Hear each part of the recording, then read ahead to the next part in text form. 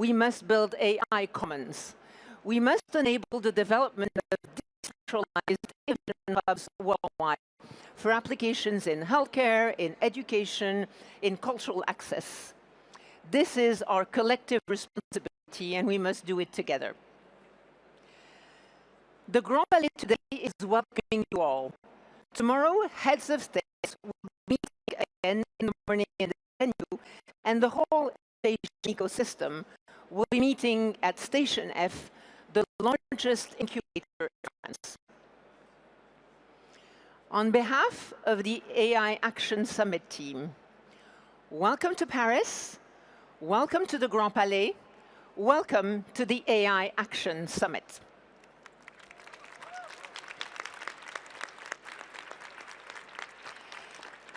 Thank you all. And now, Fei Fei, the floor is yours.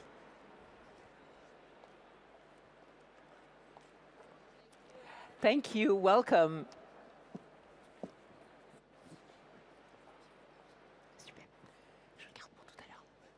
Good morning. I'm waiting for my slides to load. I hope you're having a great time in this beautiful morning in Paris. Could I please have my slides? Okay, thank you so much. Good morning, everyone. I'm truly honored and excited to be here with all of you and this week and to be delivering this opening speech. And I really look forward to some of the most action-packed discussions and possibly even decisions. So for many of us, AI is often framed as a story of technology and the modern world, and certainly a story of the future. That's why all of us are here. But for me, it's also a story that reaches so far into the very beginning of all of our existence that it started 500 million years ago. It was such a distant time that the very notion of sight didn't yet exist. In fact, the eyes themselves had yet to evolve, and not a single living thing laid eyes on this world, leaving all life in the darkness you see on the screen now. Of course, 500 million years of history is a little long to unpack in about 10 minutes. So here is the TLDR. The moment evolution endowed the simple creatures you see here on the screen the ability to sense the world around them and to react to these sensations, however dimly, an arms race in evolution began. What started as a passive experience, the simple act of letting in light, soon become much richer and far more active. The nervous system began to evolve. Sight turned into insight. Seeing became understanding. Understanding led to action. And all these give rise to intelligence. And this would reshape the very nature of life on Earth forever. Today, fast forward 500 million years later, human intelligence has led our species to imagine and shape the way we work and live in every possible ways. And we're no longer satisfied with just having nature's gift of intelligence. Our curiosity now urges us to create machines that are just as intelligently as all of us, if not better. Hence, the quest of the seminal technology that we are talking about this week began in the mid-20th century. Alan Turing, a great mathematician in UK, was so prescient that even before computers existed, he was already grappling with the philosophy of endowing them with the cognitive ability rivaling our own. To me, his writing has always been a dare, daring humanity to be bold enough to imagine thinking machines as he had imagined. The very same spirit of curiosity and ambition also gripped early computer scientists in America, who not only convened the first research project to explore possibilities of thinking machines, they also coined the term artificial intelligence itself in the steamy summer of 1956, decades before it reached public consciousness. And this is the screenshot of the very research paper they wrote for this workshop. Admittedly, what was really amusing is they think that in 2 months, they would solve a huge part of this problem and unravel the mystery of intelligence. Maybe they were a little optimistic, but you have to admire their audacity. Today, we're 820 months into that 2-month project, but we made some solid progress. Another misconception of AI is that it's simply a matter of computers and engineering, when in fact, it has always been a multidisciplinary pursuit of incredible vibrance.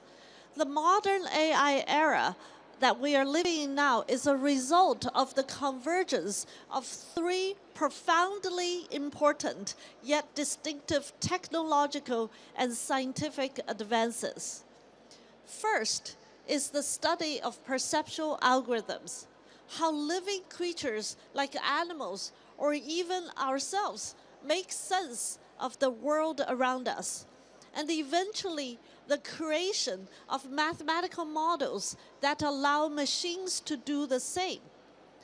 A few years after Alan Turing's daring conjecture at the Dartmouth AI Summer Workshop, neurophysiologists Hubel and Wiesel have shed first light on the hierarchical architecture of neuronal processing of the mammalian visual cortex, earning them a Nobel Prize and transforming our understanding of the visual processing. Around then, psychologist Frank Rosenblatt built one of the first prototypes of neural network called perceptron. This work would go on to inspire decades of computer scientists, especially early pioneers like Kunihiko Fukushima, Jeff Hinton, Yang LeCun, Joshua Bengio, among others, to devise increasingly sophisticated models, culminating in the deep learning neural network algorithms we know today, giving our machines uncanny ability of their own. At the same time, a second thread started to emerge. Cognitive scientists are looking deeper and deeper into our own minds, shedding light on the astonishing depth and sophistication of our own ability to perceive our surroundings. A clear conclusion of their work was that there is no separating our brains from the environments in which they evolved from. Brains aren't simply machines locked away in the darkness of our skulls, but eager students learning from each glimpse of light, tinge of touch, whisper of sound from the earliest moment of life. For me, in particular, as a scientist coming of age at the dawn of the 21st century, when perceptual algorithms were almost the sole focus of my field, the lesson of the cognitive science was one of scale. The evolutionary and developmental process have benefited from an enormous amount of data to drive our own learning. My collaborators and students and I conjectured that the same would be true for machines. But this time, instead of collecting data using biological sensors, they will come from modern digital devices and the internet. This inspired my own lab's project, ImageNet, the first internet-scale training and evaluation dataset for AI. Our hypothesis of data as the key to high-capacity algorithms like neural network brought them back to life in ways that previously unreachable, and kicked off a global trend in using big data for AI, now known as part of the scaling law of AI. Finally, however, none of these achievements would have been possible or would have made it to the first passing the starting block without the extraordinarily powerful to run them.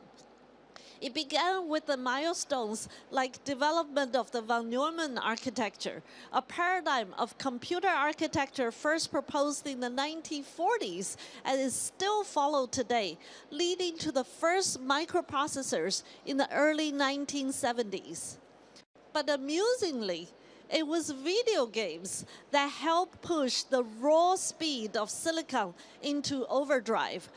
A cottage industry beginning in the early 1990s to make game graphics more detailed exploded into a global powerhouse within just a couple of decades as giants like NVIDIA built increasingly powerful graphics processing units, or GPUs. This turned out to be the last missing puzzle to enable network algorithms to learn from internet-scale big data. So if there are any gamers out there, we have to thank you for this. The rest, of course, isn't just history. It's the recipe for building the future. In 2012, at the ImageNet Challenge, my lab has pioneered each of these three ingredients, algorithms, data, and compute, came together for the first time at the scale big enough to transform my field almost overnight. It was the first time machines could understand and reliably describe contents of images, millions and millions of them. It's something we now take for granted today, but it was an unsolved problem at the time, an ability that felt like science fiction. And it was the first domino piece to fall in a progression of milestones that only seemed to come faster and faster as the years passed by. Now, over a decade later, we're still exploring the implication of what this all means. What began as an academic curiosity is now enjoying year after year of breathless attention from business leaders, entrepreneurs, industry analysts, and even politicians with no end in sight. We're now a decade or so into what historians would surely refer as the first true era of AI.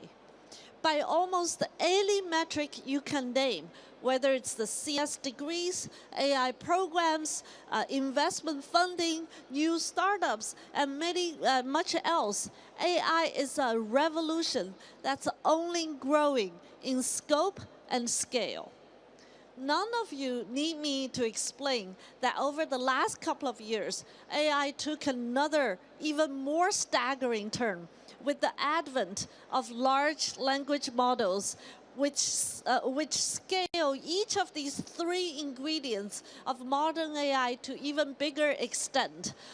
A new architecture called Transformer trained on effectively the entire internet of data, powered by a staggering number of the latest and best chips. The result, as we have all seen, was an even bigger explosion in machines' ability than those of the last decade. We now take it for granted that AI can talk to us fluently in natural language, answering questions on almost any topic we ask, and even generate complex forms of almost any imagery, voice, music, and videos.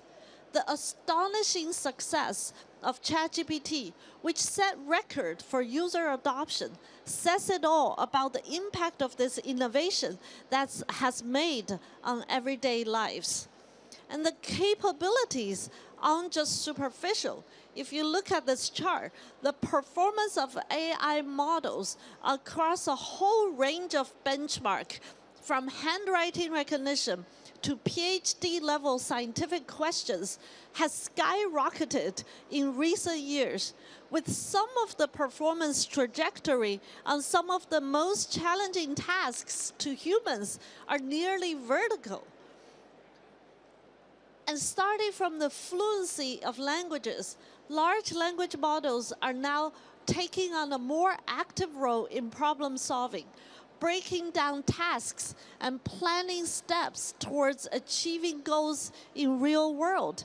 Agentic AI, as many are calling it now in 2025, is the latest chapter of this consequential technology for many users and businesses. But there is still more yet to come. There is more than language intelligence. Think about humans and our holistic being as an intelligent being. A new chapter is dawning, one in which the capacity for idle perception is expanding into something far more active. In my own world of cameras and robots, AI is starting to create, understand, reason, and interact in intangible 3D spaces. Whether digital or physical, it can be used to interact with people and things, and we call this spatial and embodied intelligence. Take an image like this one as an example. Our visual intelligence make it easy for us to recognize everything that's in it. The cat, the potted plant, the table, and of course, that glass of milk. But is that really all perception our perception is giving us? I'm willing to bet, if some of you look at this picture, there's more than a few of you are just understanding this image, but also you're dying to reach out and grab the glass of milk before it shatters over the floor. This is a trivial example, but it highlights how profound the difference is from merely observing to acting. It illustrates the inflection point I believe we're about to be reaching, at which AI goes from an observer to an actor alongside us. In fact, with respect to my hero, Alan Turing, I now believe his vision of the future was too narrow and too inward-facing. Evolution itself has taught us unequivocally that the real power of intelligence isn't merely to think, but to drive action with those thoughts. Just think about how much humans' spatial intelligence has empowered us to build our civilization, from ancient pyramids to industrial revolution, from scientific discovery to artistic expression. How will our relationship with the world around us change even further when AI expands our spatial and embodied intelligence? What will it help us to create and discover? What kind of future are we already in the process of building? Well, here's a glimpse of the rapidly evolving technology of spatial intelligence. I'm showing you here 4 examples by my students at Stanford and colleagues at World Labs, ranging from the top. The upper left panel is the semantic labeling of complex everyday videos, to the upper right panel, artistic style transfer, to the lower left panel, generative AI algorithms creating videos from text prompts, to the lower right panel, making 3D worlds from any image. And that's right, you're indeed seeing the beloved painting by Van Gogh of a French cafe brought into an imaginary 3D world by our generative AI models. And equally exciting, robotics, a form of embodied AI, is also rapidly advancing. These two work from my lab are the latest example of combining robotic learning with large language and vision models, allowing robots to perform everyday human tasks in much more open, realistic settings compared to the previous generation of robots that were highly programmed and choreographed.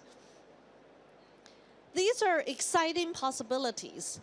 But if AI were truly become not only thinking machines, but also doing machines, our collective responsibility in shepherding this technology becomes even more urgent and important.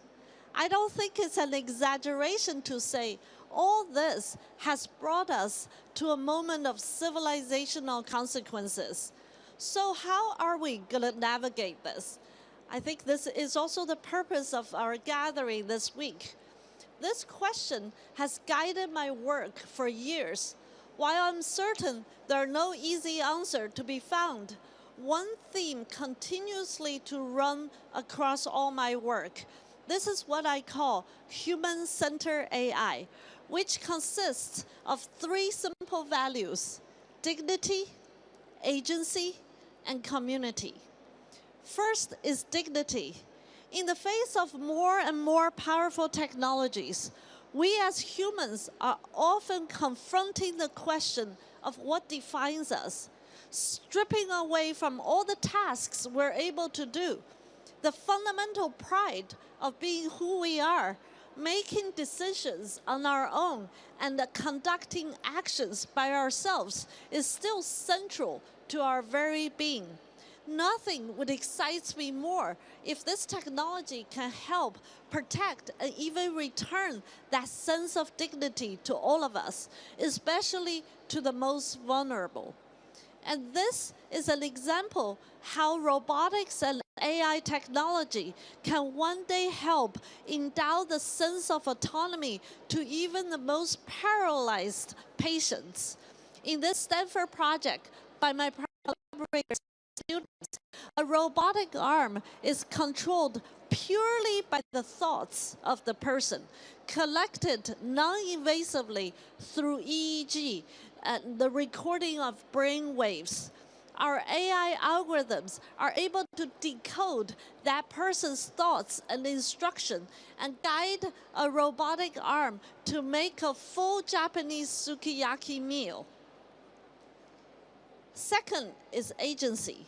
A core tenet of my lab's work has been exploring applications of AI that augments what humans are capable of instead of replacing them. Jobs will inevitably be impacted by the progress of AI, just as every major technological shift in history has reshaped the labor market. But instead of believing that AI help to augment and empower us from creativity to healthcare, from scientific discovery to manufacturing. Much of AI's skill set are complementary to that of humans. There's so much opportunity for us to take advantage of this digital or physical collaborator to superpower ourselves. My lab's work in the past decade in AI healthcare delivery has shown me many opportunities for AI to help to improve the quality of care and to alleviate the burdens of our healthcare workers. Here are three examples of using smart cameras powered by AI algorithm to help hospitals to improve hand hygiene practice by clinicians, to help document patient mobility exercises, and to assist surgical instrument tracking. Last but not the least is community. So much of the last decade has been a story of technology tearing us apart, filter bubbles, rage bait, and all the likes. AI is at another fork in this road, with one leading to AI that overshadow real social experiences and personally tailored content that confirms our biases. But on the other path leads towards a world in which AI help us to build better, bigger, and more robust communities, such as educational assistants that bring the ability to learn to more and more people, kids and grown-ups alike. Here's just two quick examples. On the left, using AI and VR to support dyslexic college students as personalized learning tools. On the right is an AI expert created by University of Buffalo in the US, focusing on augmenting the shortage of speech-language pathologists to come to early intervention for children aged 3 to 10 with speech and language processing challenges.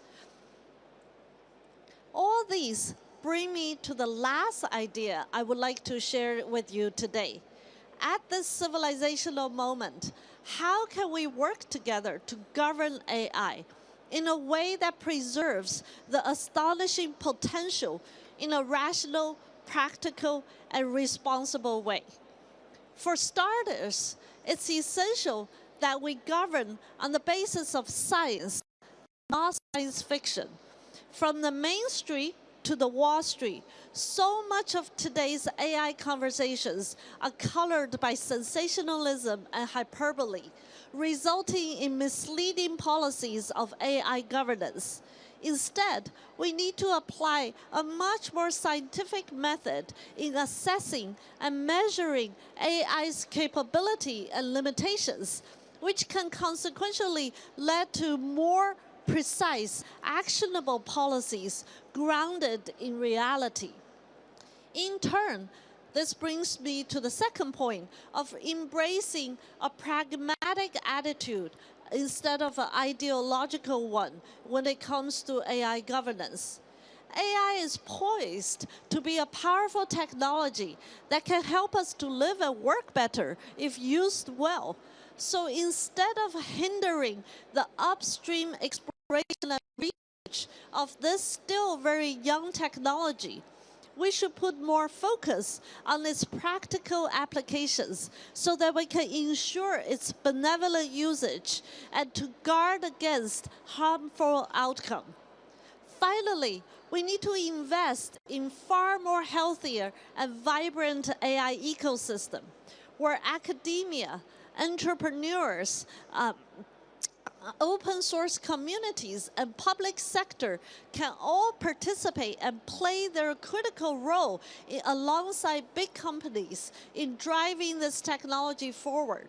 If AI is going to change the world, we need everyone from all walks of life to have a role in shaping this change. Earlier in this talk, I spoke about 3 critical ingredients that brought us modern AI: algorithms, data, and compute. If the bulk of these resources are concentrated in only a handful of companies, the AI ecosystem will suffer from the lack of curiosity-driven research, top educational talents, open source efforts, and multidisciplinary explorations. So 75 years ago, Alan Turing saw a glimpse of the future and was inspired enough to dare humanity to build a thinking machine. Today, we have taken Turing's dare to a level that he probably could not have imagined. The technological advances of the age of AI is breathtaking. I believe time has come for a new kind of dare. Rather than simply asking if we can create AI, let's ask if we can create AI as a force of good. In short, today, I would like to dare all of us to build a human-centered AI. Thank you.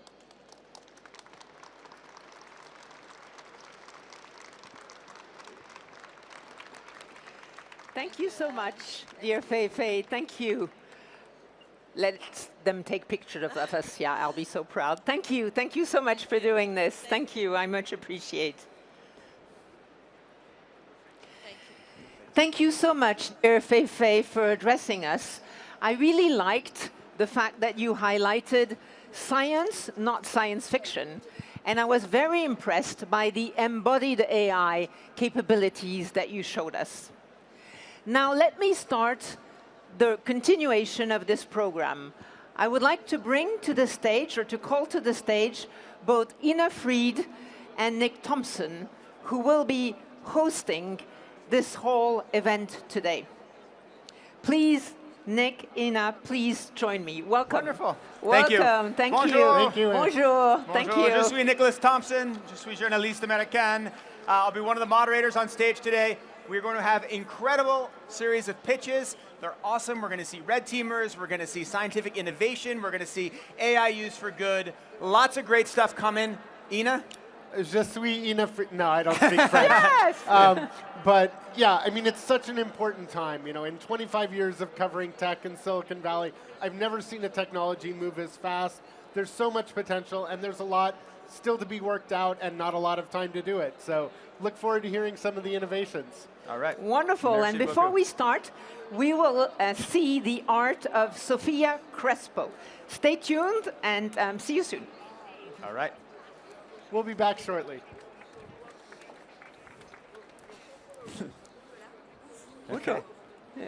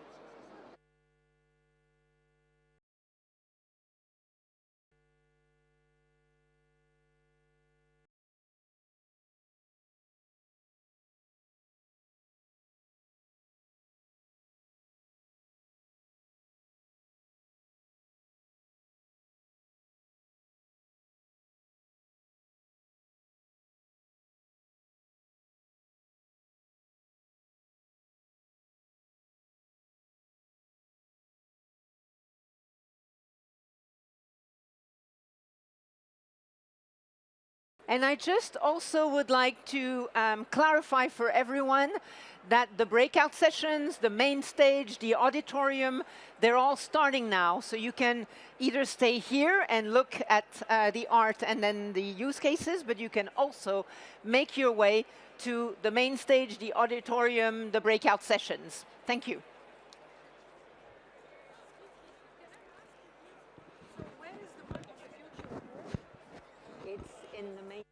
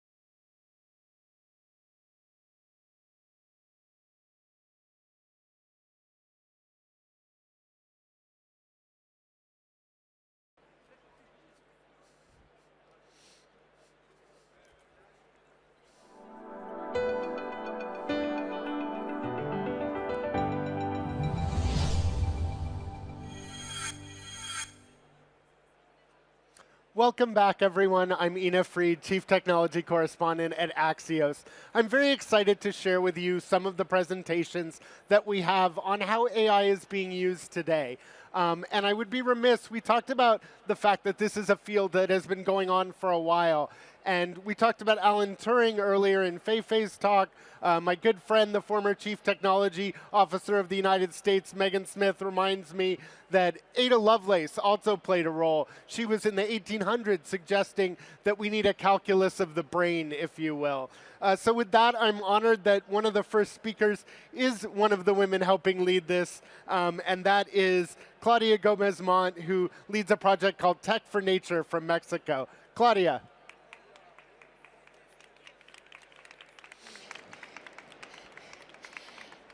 Constanza over here. And first, what a beautiful stage to talk about such important topics. And to be honest, AI should be a tool that helps us all not only drive mere efficiency, but collective purpose. We know that AI is transforming every industry, but there's particularly one critical area that needs our full attention as an AI ecosystem, which is nature, conservation, and regeneration.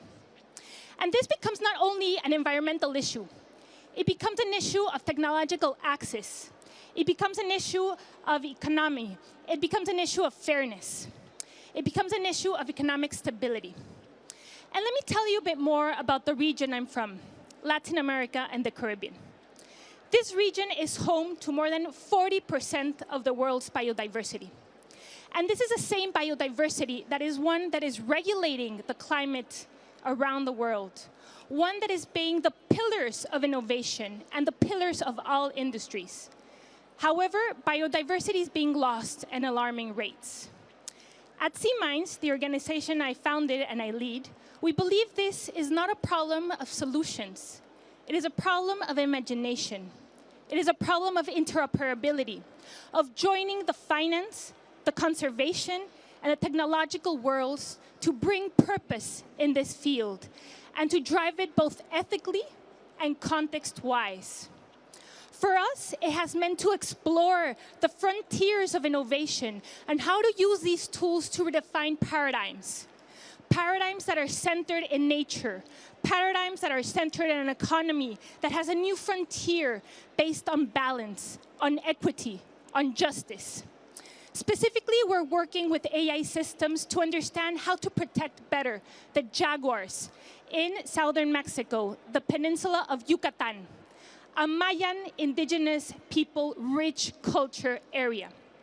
And what we're doing is we're developing, together with the local community, which is Mayan-based, and the local students from local universities, 2 deep learning models that are redefining what is possible for conservation.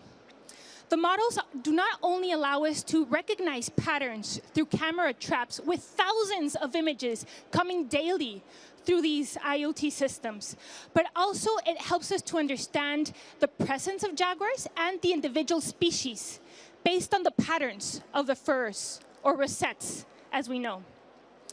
And this is not only a mere topic of understanding the presence of a jaguar, but I don't know if you know, but the jaguars are considered an umbrella species, which means that if the jaguar is healthy, the whole ecosystem around the jaguar where it's present is healthy. It becomes a proxy for stability and for ecological wellness. And also the jaguar has a rich and profound cultural importance.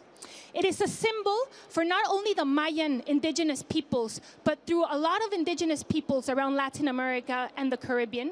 It is a symbol of power. It is a symbol of balance. It is a symbol of just transitions. And thus you can understand why we're focusing not only in the biological importance of the jaguar, but in the cultural one as well. Having AI and multi-sector collaborations and the partnerships with local community as an interface to create a reality that is more nature-based, that relies on regeneration and redefines the possibilities of justness and equity and fairness. And this project that we're helping drive in the south of Mexico is having a lot of specific core results that are multi-level. One, we have developed a tool and a platform that is open to anyone that is interested in jaguar conservation throughout any region to be able to use our models and use our tools openly without cost to be able to advance their cause on this conservation. Second, we're joining these efforts with another interoperable system where we're using AI sound pattern recognitions to identify the presence of other species. For us, it has meant to identify more than 117 species in that area, which are endemic, and most of them in endangered species. Actually, some scientists didn't even know that some specific species were present in that area. And the data that we're having through these AI-driven systems are helping integrate a platform where we can integrally understand the health of the ecosystem. Third, we're driving policy. What are we doing exactly? This project was a base to create the statewide policy of the 30 by 30 conservation statewide policy on protecting and conserving 30% of land and sea by 2030. And this is not only important for the policy level, but it also serves as a metaphor for global change.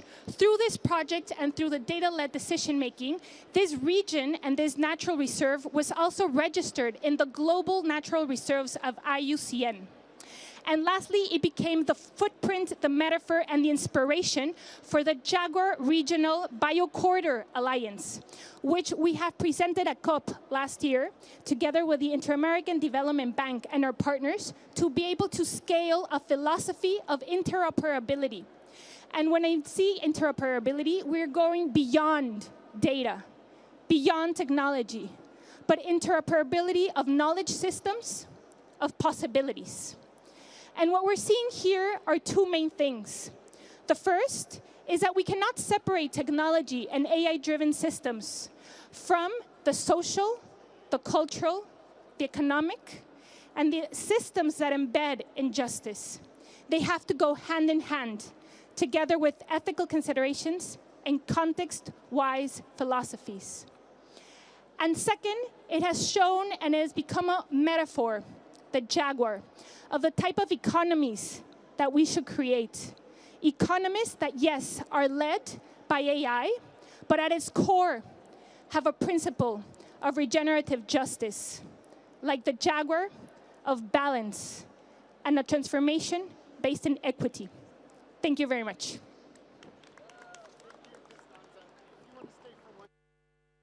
So, you know, one of the things about nature and AI is the intense amount of energy use that's being used for these AI systems. How do you reconcile the work that you're doing with AI with the fact that the industry you're a part of uses so much energy?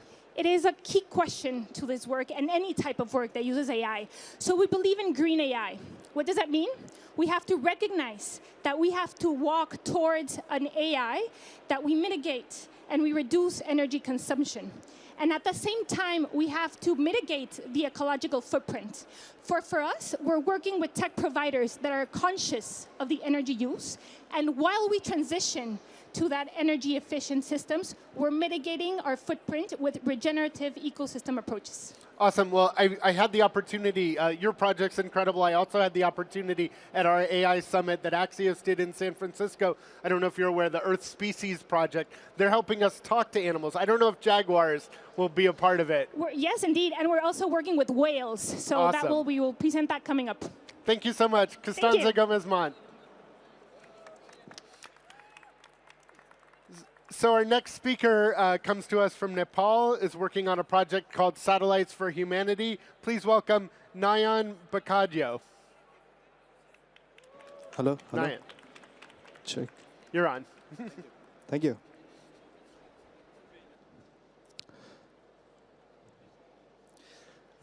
Bonjour, mesdames, messieurs. My name is Nayan Bakadio. Today I'm representing Antariksha Pratishthan Nepal and its umbrella project, Satellites for Humanity. Now, first, going back to the project, let's give some brief about the organization itself. Antariksha is a non-profit aerospace company specializing in space tech, especially CubeSats, ground stations, ground station terminals, open source and proprietary software systems with AI capabilities. And we are also doing different research and development projects on AI models for onboard systems and ground stations as well. So now let's imagine that you're sipping a cup of tea in a very beautiful mountain range, and all of a sudden a wall of water comes down, storming, sweeping everything around you. That's glacial lake outburst flood. And because of climate change, a lot of those incidents are being frequent in a country like Nepal and Himalayan countries. Incidents like flash floods, landslides, forest fire, drought, and so on. So Satellite for Humanity's aim to fill the gap between the incident and the response. Now that response could be post the disaster or pre-disaster using some early warning systems in place. So in 2021, in Melamchi River, there was a very big flood. So we customed our ground station terminals with a communication to a CubeSat in space that would provide us data of weather from CubeSat to ground station of NAS, Nepal Academy of Science and Technology. We were able to use those data to model some early warning system predictive models. Unfortunately, the ground station terminal was also swept away, but we got the data and we got the learning, so that's fine. After that, we went to collaboration with Kathmandu Metropolitan City with an objective of utilizing all the open source satellite data and commercial data and commercial AI models as well to enhance our systems and provide satellite data analytics. Under the project, Satellite Data Analytics Project, we delivered them with some flood hazards, risk hazards, and all kind of satellite data analytics with AI insights, from which we were able to derive the problems, pinpoint the problems, and provide alternative viable solutions. So with that solution in place, we were able to create some positive impact among 2 million residents of that metro city and around 6 million commuters of that place. To make our system more robust, we are more inclined to AI models like Edge AI, image classification models, image segmentation models, and for ground stations, for making our early warning system more robust, we are using predictive models from the data that we are getting from different glacial lakes and rivers. Also, the population estimation model that we are working on, we have been working on for a few years now, actually uses satellite data end-to-end to provide the estimation of population of a building. So the state-of-the-art model can provide a grid-level population estimation while we challenged ourselves and decrease the spatial dimension and also increase the accuracy by some point. We are able to predict the population of a building of Kathmandu Metropolitan City with accuracy of around 87% till now. And we are working on that to make it more general for similar urban geography, for the model to be open sourced and used on different places as well. Along with that, we have 3 different satellite projects. We completed 2, and we are on the verge of completion of the 3rd, the Slippers to Sat project. Now, with each iteration of satellite project, we have enhanced the systems hardware, communication, and specifically the AI models that we have been using. So we started with AI model for image, Edge AI model for image classification. And we opt for image classification as well as segmentation. And this 3rd one is better model than that. And we are also testing the feasibility of smaller language model on satellite computer itself. It's like, imagine having a capacity of analysis and a rational thinking in a mini satellite. It's like having a mini astronaut. It's exciting. And what's more exciting is collaboration with like-minded people and organizations like you on projects like these. And I'm very sure that we will be able to achieve something significant by this year. So thank you for the opportunity, and thank you for giving your attention. Merci. Have a good day. Thank you. Good job. So, I mean, talk about sort of how did you end up in this work? What brought you to the project? Personally? Yeah. So in Nepal, space technology was a new thing, a big thing and a new thing. So I started, fortunately, I got a very good mentor on first place. And I was also very excited about space and technologies from childhood. So it clicked. And also the narrative that the organization draws about not only being fancy about this space tech, but also actually solving some real world problems step by step. Initially it looks small, but it has a huge impact. And believing on those objectives, it just motivates to do more, to be involved in more projects, to complete more of these. So yeah, it's exciting. The coming projects are exciting. The projects that we have done are exciting. So yeah. And how can people check out your work? We have websites. We are in booth number 1, so you can come and have a chat with us. And we also have a LinkedIn tree, QR somewhere over there. All right, so if you want to hear more about Nyan's project, they're in booth 1. Thank you so much. Thank you so much. Thank you. So we're going to shift a little bit from what we were talking about, the first couple projects looking at things to, we're going to also switch languages. So next up, please help me welcome Romain Farou from Gaia, and this presentation will be in French. Thank you very much. Merci. Merci, nous allons parler d'agriculture. J'ai le plaisir de représenter la Ferme Digitale, qui est une association de start-up agricoles française qui date de 2016. Et depuis 9 ans d'innovation sur le terrain, dans les fermes, on a des observations sur l'opportunité de valoriser toutes les données qui peuvent graviter autour de l'agriculture. Les start-up de l'agtech produisent de la donnée, utilisent de la donnée, valorisent leurs données, mais se verraient enrichis par l'accès à énormément de données environnementales. L'agriculture, c'est l'équilibre entre de nombreux paramètres, c'est monitorer, manager, modéliser le vivant en conditions extérieures. Ça mobilise donc d'énormes quantités de données. Et en France, si on n'a pas de pétrole, on a des données. On a des données qui malheureusement manquent d'interopérabilité, parfois sur lesquelles on ne sait pas toujours qu'elles existent, des données environnementales, des données de marché, des données réglementaires. Nous en produisons, la Ferme Digitale est née de 5 startups il y a 9 ans. Aujourd'hui, c'est 155 membres. Des solutions qui vont de la robotique aux applications logicielles, aux nouvelles pratiques, les nouvelles stratégies de culture, les nouveaux produits, les biosolutions, le biocontrôle. Tout ça rend l'atteinte des équilibres optimums encore plus complexe. Et donc, est une opportunité pour un maximum des données qui nous entourent. C'est le projet Gaia, le premier projet qui vise à développer un asset industriel favorable à l'innovation, favorable à l'enseignement, favorable à l'accompagnement des transitions agricoles, basé sur des données open source. Pourquoi? Parce que quand on a 300, 400, 500 bases de données qui peuvent nous intéresser pour créer de la connaissance, pour aller plus loin dans la chaîne de valeur, elles sont difficiles à interopérer, elles ne sont pas toujours normalisées. Et on arrive difficilement à se mettre en perspective pour enrichir celles que l'on peut constituer ou produire avec les innovations.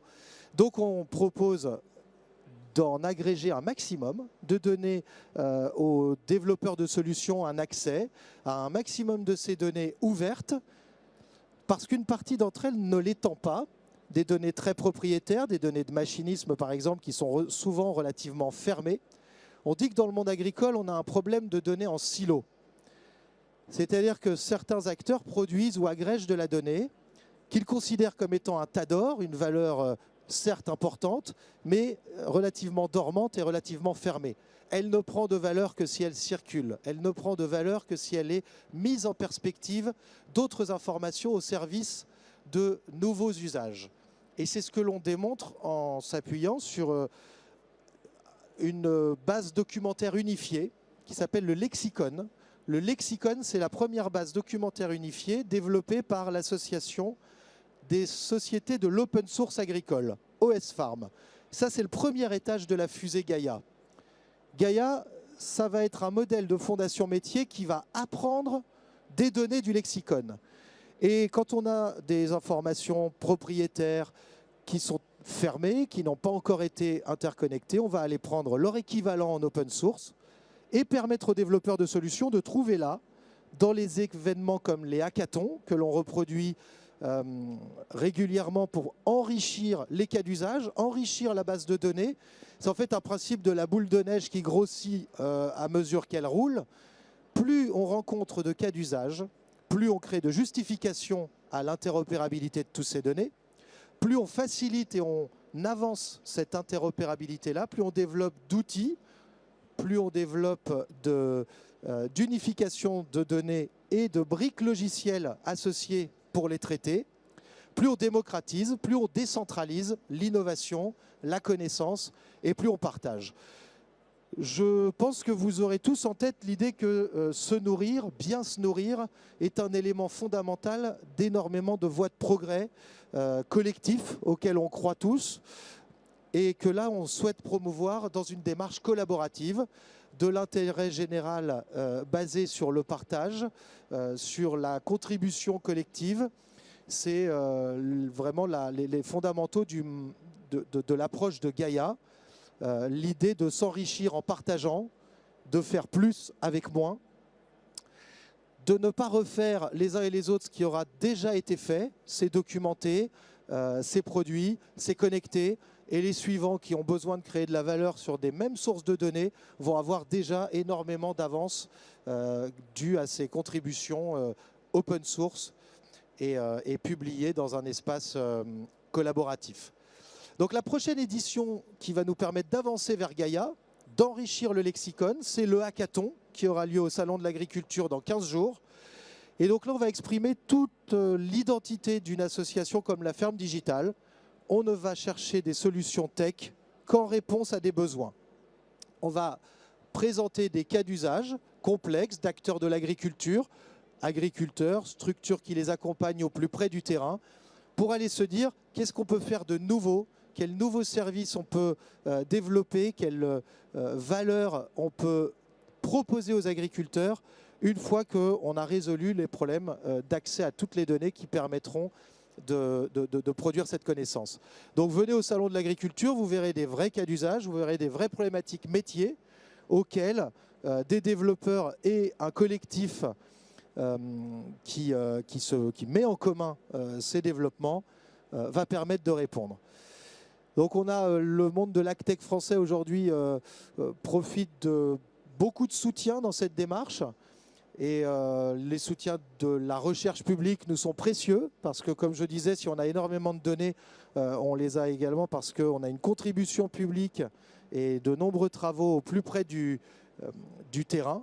Donc des données de recherche. On compte avec Gaia également fluidifier les échanges pour que le continuum de l'innovation vive, que la recherche descende, mais aussi que les pratiques remontent vers elle et qu'il y ait davantage de capacité à ce que la recherche puisse valider et vérifier sur le terrain la validité du déploiement de leurs connaissances, de leur savoir. Donc la ferme digitale est au cœur de son projet, de la fourche à la fourchette, de la paillasse à la parcelle, faire le lien entre des mondes assez hétérogènes en associant des données multimodales extrêmement variées et en les rendant utilisables par les acteurs de terrain. Merci à tous, n'hésitez pas à venir nous voir sur le stand 5, n'hésitez pas à aller sur le site de la Ferme Digitale, sur le site de Gaia et au hackathon du Salon de l'Agriculture dans 15 jours pour voir ça. En vrai, une vérité terrain de plus du monde agricole dans le monde de la donnée. Cool. Romain, merci. So I was trying to use Google Translate real quick, but it wasn't keeping pace. What's one thing you hope that the English speakers will take away? The fact that in France we have a kind of lab, an experience and feedback from 15 years of AgTech and maturity to see how valorize, aggregate all the environmental data that we have around in the farming sector and around the farming sector to create more knowledge, more new strategies, to be more helpful with the data for farmers. Excellent. And all over the world, we have in heart to share that experience and to launch it anywhere we can find the same parameters and problematics, and eating better, being more safe with what we produce is, I think, a challenge that we share all over the world. And there's so much we need to improve our food technology, especially when you think the amount of arable land, the amount of land we can grow food on is shrinking, our population is growing, climate's getting trickier. But if we can use technology to spread the knowledge, we'll be better off. Exactly what we think and what we believe in. Excellent. Thank you so much, Ramon. Thanks to all of you. So thank you so much. This is our first session. We'll be back around 11, so 15 minutes, come back, and we'll have more presentations. And I'll be joined on stage. My colleague, Nick Thompson from The Atlantic will be taking over. Thanks.